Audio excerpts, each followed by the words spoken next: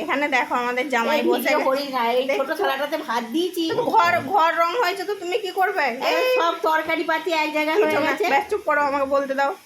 এখানে হচ্ছে আমাদের জামাই খেতে বসে পড়েছে। তো কি মেনু হয়েছে তোমাদেরকে দেখাই।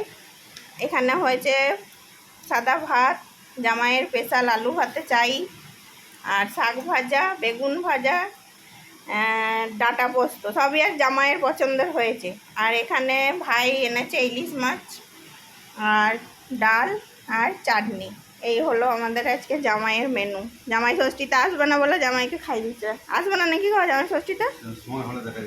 না দেখা যাবে না, কথা দিয়ে যেতে হবে। দেখা যাবে না, আশা থালা গেলাস বাটি তোমার খেতে দেবো বলেছি।